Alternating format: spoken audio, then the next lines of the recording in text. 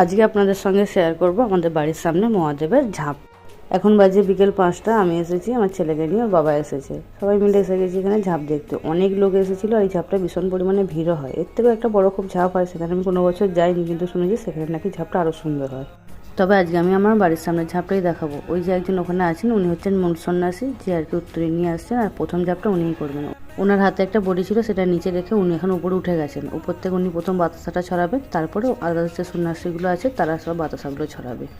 এখানে বাতাসা ছড়ানোগুলো হচ্ছে যেগুলো আর কি মান্যতের বাতাসা আছে, সেই বাতাসাগুলি সবাই ছড়ানো হচ্ছে। আর সবাই বাতাসা কুড়োতেও প্রচণ্ড পরিমাণে উৎসাহী হয়ে গেছে। আমিও কুড়িয়েছি অনেকগুলো বাতাসা, আর ওই শসাটা কুড়িয়েছে আমার হাজব্যান্ড। প্রথম ঝাঁপ হয়ে গেছে, এখন উঠেছে একটা ভাই ঝাঁপ করতে। ও আমার থেকে বয়স কিন্তু অনেকটাই ছোট, উঠেছে ঝাঁপ করতে। ওর হাতে একটা ডাব ছিল, সেটা একটা মায়ের হাতে, না হাতে না আঁচলে দিল। এখানের মান্যতা আছে, যাদের হয়তো অনেক ডাক্তারপাতি দেখানোর পরেও হয়তো বাচ্চা কাচ্চা হচ্ছে না, তারা কিন্তু ওই ঝাঁপের ডাবটি যদি নিয়ে এবং জলটা খায়, তাদের কিন্তু খুব শীঘ্রই একটা সুখবর আসতে চলে।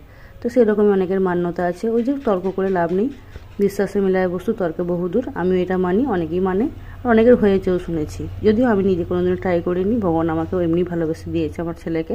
আর যারা এগুলো মেনে চলে, আমিও কিন্তু তাদের পক্ষেই আছি। হ্যাঁ, অবশ্যই ভগবানকে যদি বিশ্বাস রেখে নিজের জন্য কিছু চেয়ে রাখা হয়, তাহলে ভগবান অবশ্যই সেটা দান করে। এখন কিন্তু ভাইটা অনেকটা উপর উঠে গেছে, ওখান থেকে উঠে ছুটছে ফল। ফলের মধ্যে কলা ছোড়া হয়, শসা ছোড়া হয়, আঙুর ছোড়ে, অনেকে আপেল ছোড়ে। সেগুলো ছুঁড়ে নেয়, অনেকে কুড়িয়ে নেয়, কুড়িয়ে নিয়ে কিন্তু সেগুলো খাওয়া হয়। হ্যাঁ, আমিও খেয়েছি কিন্তু অনেক বছর। আমি এই ঝাঁপগুলো যখন দেখি আর মনে মনে ভাবি যে একটা মানুষের কতটা ভগবানের প্রতি শ্রদ্ধা আর ভক্তি থাকলে অনায়াসে ওখান থেকে ঝাঁপ দেওয়া যায়। আমরা তো একটু উঁচু জায়গা থেকে ঝাঁপ দিতেও ভয় পাই। ওই ভাইটি ভাবুন, কোনো সেফটি নেই, কিছু নেই, সেখান দিয়ে কিন্তু নিচে ঝাঁপ দিল।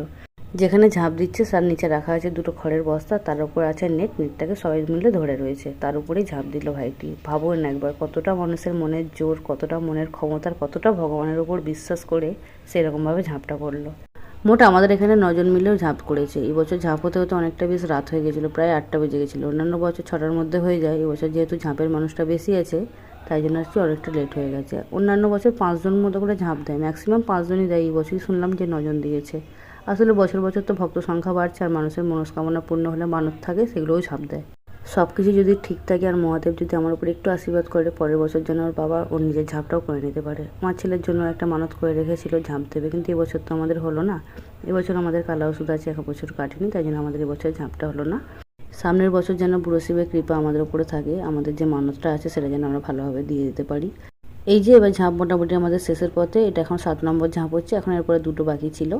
আমি আর সেগুলো পুরোপুরি দেখে আসিনি, বাড়ি চলে এসেছিলাম। ভিডিওটি কেমন লাগলো আমাকে অবশ্যই জানাবেন, আর আপনাদের যদি পাড়াতে এরকম ঝাঁপ হয়, তাহলে আমার সঙ্গে অবশ্যই সেই ঘটনা শেয়ার করবেন। ভালো লাগলে একটা লাইক করে